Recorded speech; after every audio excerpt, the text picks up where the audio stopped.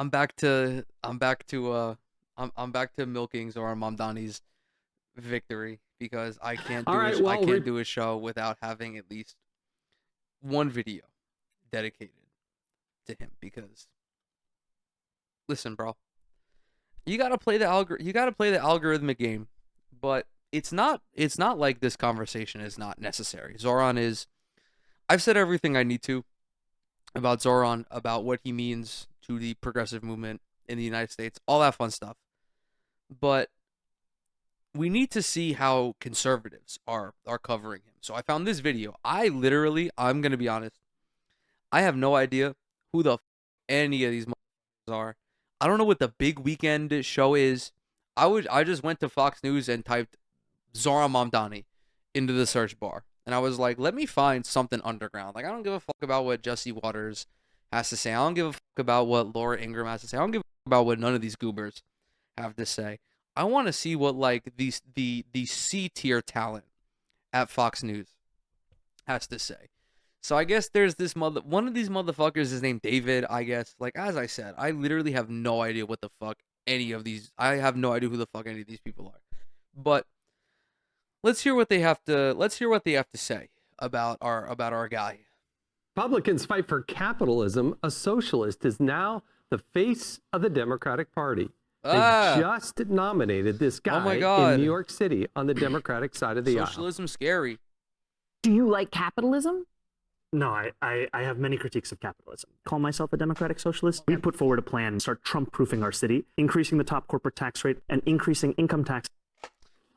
It's weird. I'm being facetious, obviously. It's weird that they cut off that last clip, don't you think? Because you think that Zoran would not say who he's taxing? Oh, yeah, we want to raise income tax. And then they just very clearly cut off on the top 1% of earners in New York City. What's really fun about progressive candidates getting coverage on conservative news networks is that they always make them look so fucking cool. They always make them look based. And I know I'm saying this as biased, but they must not recognize that people really like the kinds of policies that Zoran and Bernie and AOC talk about. It's the reason why there were split ballots between AOC and Trump in 2024. It's why progressive economic measures always do incredibly well on down ballot measures. Like, people like this shit.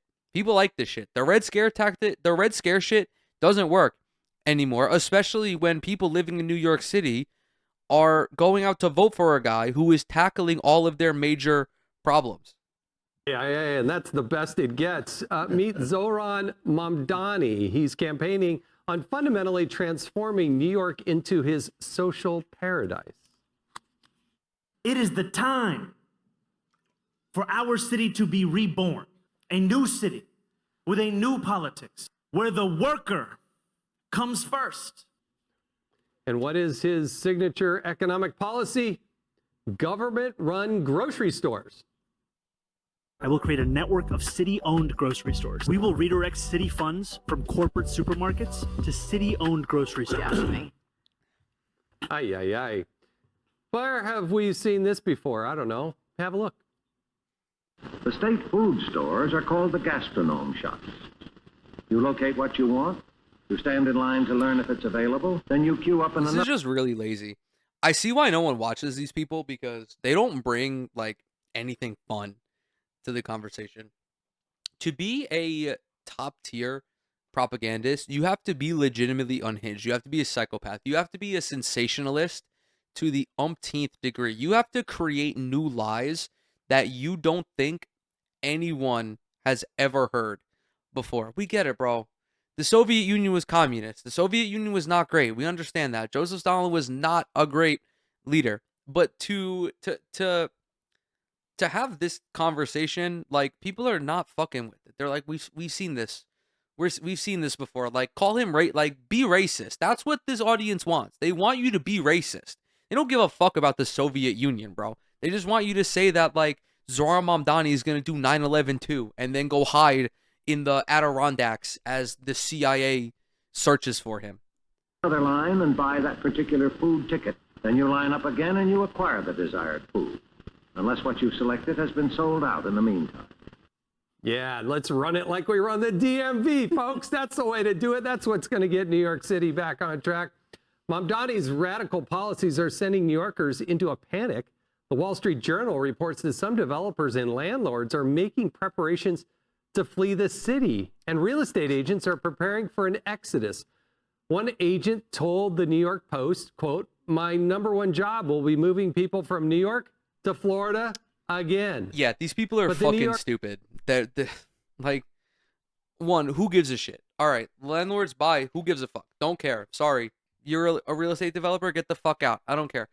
This whole idea that all the wealthy people are moving from New York City to Florida is just not true.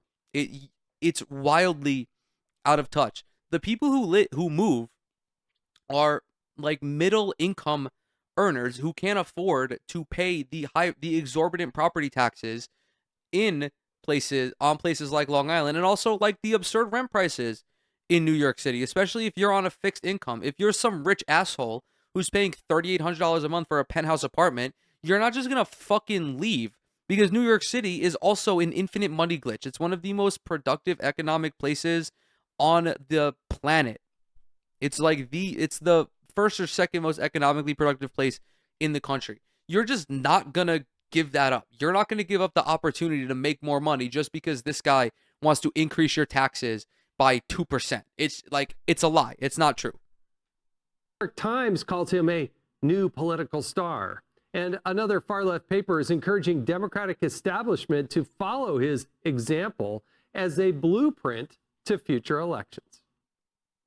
I am delighted, and it's good to see that kind of energy come in. The relentless focus on affordability had great appeal all across the city of New York. Dude, this is so funny. Elizabeth Warren endorsed Zohran after he had already won. Hakeem Jeffries has still not endorsed Zohran after he has won. AOC has endorsed Zohran. This is about the message that the people of New York City are trying to send to our party. Yeah, no, the Democrats would be infinitely more successful if they followed the lead of Bernie, AOC, and Zohran. I said it before. They voted overwhelmingly in Missouri for $15 minimum wage and paid time off. Like, this shit is popular, dude. This shit is popular. Money is the future of the Democrats. The party may be in for a rude awakening come November of 2026. Cope. Even the Washington Post editorial board is warning them to, quote, Democrats should fear that he will discredit their next generation of party leaders, almost all of whom are better than this Democratic socialist. Ouch. David, this guy's taking a really radical position out here. Well, is there any real surprise? I mean, this guy is the Sadi Khan of New York, and you saw what happened to London under him. This is a playbook that's been underway for a long time. The New York City Council, go back to the Christine Quinn days. I mean, I know we're kind of localizing it, but you got to understand that it's a weak mayor town with a strong leftist city council and, frankly, ineffective Republicans on the council. There's been no opposition to their march. In New York State, because it's not just about Mamdani, you talk about the Working Families Party, you talk about Letitia James, who was their candidate all the way to the AG spot. Bro, the Working Families Party does not exist outside of New York City. Are you fucking stupid? You're talking about New York State politics. At least be up to date on what the fuck New York State politics are, dumbass. Working Families Party. Yeah, dude, I would give both my testicles to vote for a Working Families Party candidate in Nassau or Suffolk County. You talk about Kathy Hochul, and now you give them New York City. This is a playbook that works. You look at the SEIU, Leuna 108, all the other players in New York who are going to go in and soak the city. And here's the thing. They can't stop the people with the ability from leaving. The people who run the city on a daily basis, workers of every color, they can't afford to live here. New York City is going to see the opposite of what was Ed Koch's and Rudy Giuliani's. Yeah, this guy's an idiot. He's just like straight up has no idea what the fuck he's talking about. Oh my God. I don't even know where to like begin. Okay, first of all, Kathy Hochul does not like Zohran Mamdani. Okay, she came to his defense when Donald Trump attacked him, but she still at this point has not she still at this point has not endorsed him. You're also just like getting mad at democracy. If the like, that's the end of the conversation there. You're mad at democracy. You're mad that the people who live in New York City are actually voting for the guy who is looking to solve all of their problems. That's a you issue, buddy. I apologize about that. And then you're like, oh, all the wealthy people are going to leave, but all of the poor people can't afford to live here, so it's going to be a catastrophe. Well, Zohran is trying to make it so that way poor people can afford to live in New York City. Did you not pay attention to him at all? You just seem like really uneducated about this conversation. You being flabbergasted does not make any sense. Anyone who is still like in touch with reality recognizes that New York City has a lot of problems when it comes to being affordable. Like safety, that shit is entirely fabricated. It's about affordability. It's about the rent prices being too high. It's about groceries being too high. It's about the MTA being chronically underfunded and unreliable. So this guy runs on a platform of improving all of that when none of the other candidates promised that, with the exception of Brad, or at least any of them who had a chance. Andrew Cuomo spent his entire campaign talking about Zohran and not talking about what he's going to do. It's because he is a disgraced pervert whose track record speaks for itself. Vision and saving New York to put it back on the right track. Look what de Blasio, look at Adams, look what comes next, and be afraid. But Mayor Adams looking pretty good compared to this guy, Molly. Well, I think the real question here isn't so much about are the socialists going to take over the Democratic Party and are they leading right now, but are they outworking the moderates? This guy shook the hands, he walked the city, he had the energy, he did the work. Oh my God. And where is he today? Where did he literally go today?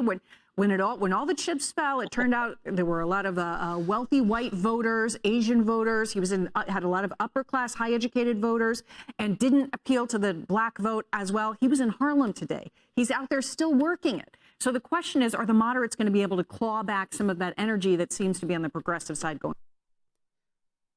This is not a surprise to anybody.